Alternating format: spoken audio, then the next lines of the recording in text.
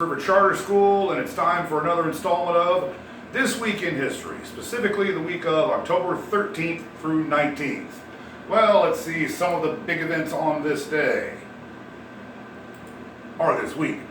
Christopher Columbus. Okay, technically that would have been October the 12th, but the federal government decided to recognize it on the 14th this year, so it does fall into this week. Columbus, 1492, made his first voyage, an incredible 33-day journey across the Atlantic Ocean, and landed at where we think was probably San Salvador. It seems to fit best, not exactly sure. The federal government decided to start recognizing holidays like this on a Monday or a Friday, a number of years ago, because they said it was more cost efficient. Imagine that, the government talking about cost efficiency. Anyway, Columbus, 1492. Let's see, what else do we have this particular week? We have, well, by the way, that is actually Columbus's a replica of his largest ship, the Santa Maria.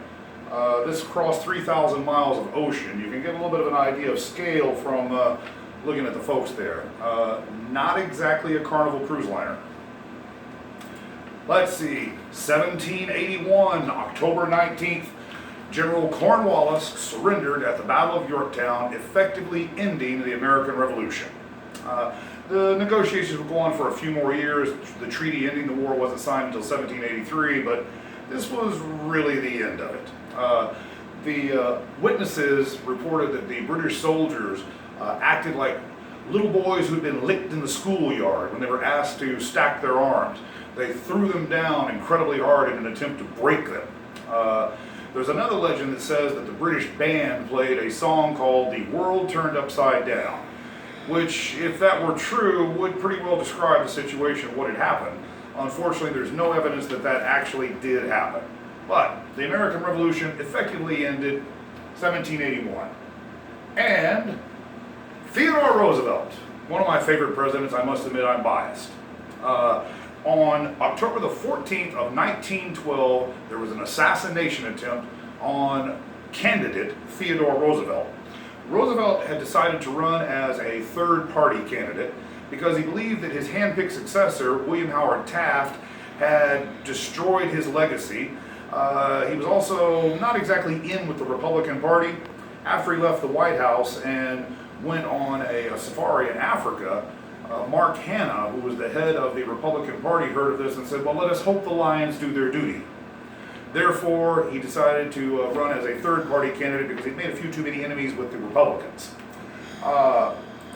Roosevelt was in Milwaukee, and he was standing in the back of an open car, was getting ready to travel and give a speech at the Milwaukee Arena, I believe it was, when a man stepped out of the crowd from a distance of about 5 feet, pointed a revolver at his chest, and pulled the trigger. Now, the man was jostled in the crowd. He still hit Roosevelt, though, in the chest.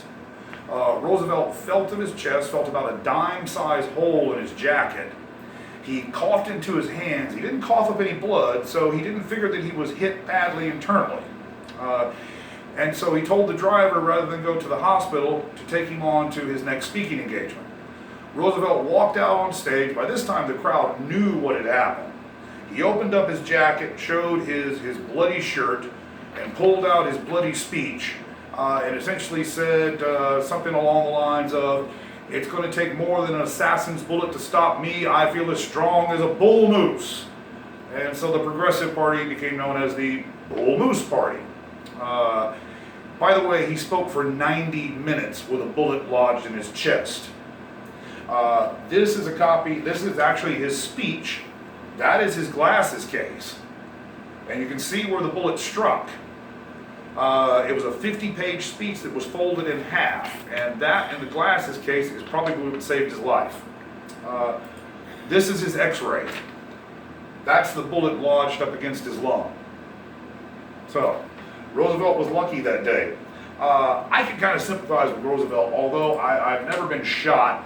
I have fought a battle with my waistline over the years, and Roosevelt did as well. He tried any number of things as an older man to try and lose weight. And one was go back to boxing. He'd been a really, really good boxer when he was in college. Well, he invited a former champion heavyweight boxer to the White House to do some sparring and working out with him. They went down into an unused room of the White House, and Roosevelt was a good enough boxer to know that the ex-champ was taking it easy on him, and he got angry about it. He said, "I didn't invite you here to play patty fingers. I invited you to fight. So let's fight." And fight they did. Roosevelt took a shot to the left eye, and it detached his cornea, and he was essentially blind in the left eye for the rest of his life. Witnesses at the time were sworn to secrecy, but the story did get out later. So, well, that is it for This Week in History from Brazos River Charter School, and we hope to see you right here next week.